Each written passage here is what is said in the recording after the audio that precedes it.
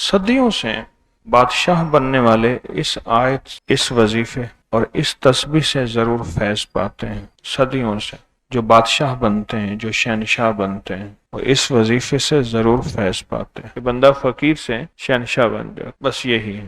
اور آپ کی زندگی میں، یعنی حضرت امام جعفر صادق کی زندگی میں اس کے بہت فوائد، اس کے بہت فضائل، اس کی بہت برکات اور اس کے بہت کمالات۔ پوچھا کہ اس کا فائدہ کیا ہے؟ اور میں بس فقیر سے شہنشاہ بنا دیتا، یہ اس کا فائدہ۔ اس آیت کے اندر تسخیر ہے، اس آیت میں رزق ہے، تسخیر ہے، اس آیت میں رزق ہے، اس آیت میں درازی عمر ہے، اس آیت میں نہ ختم ہونے والا ایسا نظام ہے کہ اس آیت پہ یقین کرنے والا، میرا لفظ ذرا یقین بھی یقین سے سنیے گا، یقین بھی یقین سے سنیں، اس آیت پہ یقین کرنے والا، اس آیت کو پڑھنے والا، اس آیت کو اپنی زندگی کے معمولات میں شامل کرنے والا کبھی منگتا نہیں ہو سکتا انشاءاللہ۔ اس سے اگلی بات یہ ہے کہ اس آیت کو پڑھنے والا، اس کی نسلیں کبھی منگتی نہیں ہو سکتی، نسلیں کبھی منگتی نہیں ہو سکتی۔ آپ کو کچھ زندگی میں مجھے ایسے لوگ ملے ہیں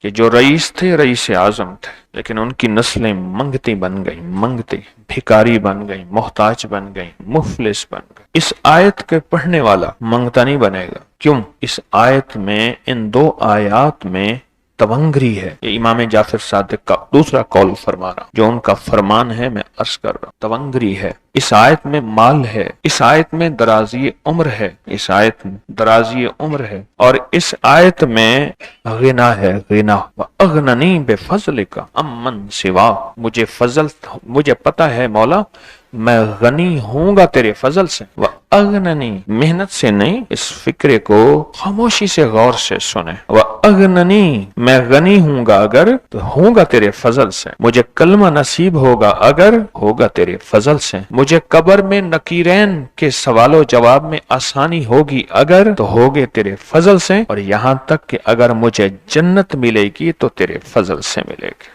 جنت بھی اگر ملے گی تو تیرے فضل سے ملے گی، جنت بھی ملے گی تو تیرے فضل سے ملے گی۔ اس آیت میں، یعنی ان دو آیات میں غنا ہے، غنا، غنا ہے اس آیت میں، اور اس میں ضرورتوں کا پورا ہونا ہے، حاجات کا پورا ہونا ہے، اور اس آیت میں کفایت ہے، کفایت۔ ایک بندے کا کھانا 100 میں پورا ہو جانا یہ کفایت ہے۔ 1 روپے سے میری ضرورتیں پوری ہو جائیں، چاہے تو لاکھ کو میرا روپیہ روپیہ کر دے تو میرا اللہ چاہے روپے کو لاکھ کر دے، اللہ میرا چاہے کک کو لاکھ کر دے، اللہ میرا چاہے لاکھ کو کک کر، کک تنکا۔ سورۃ توبہ کی آخری 2 آیات، لَقَدْ جَاءَكُمْ رَسُولٌ۔ کسی نے حضرت امام جعفر صادق سے پوچھا کہ حضور یہ فرمائیں کہ سورۃ توبہ کی آخری 2 آیات کے فضائل کیا ہیں، فوائد کیا ہیں، اس کے فوائد اور فضائل کیا ہیں؟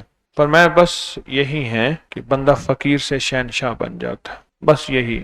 کتنے بڑوں نے، مخدوم نوح صاحب حالہ سندھ، بہت بڑی ہستی ہیں، مزار ہے، دربار ہے، مخدوم محمد نوح حالہ سندھ میں، ان کی عمر بہت لمبی تھی۔ کسی نے ان سے درازی عمر کا راز پوچھا، فرمانے لگے میری درازی عمر کا راز سورۃ توبہ کی آخری 2 آیات، مخدوم نوح صاحب۔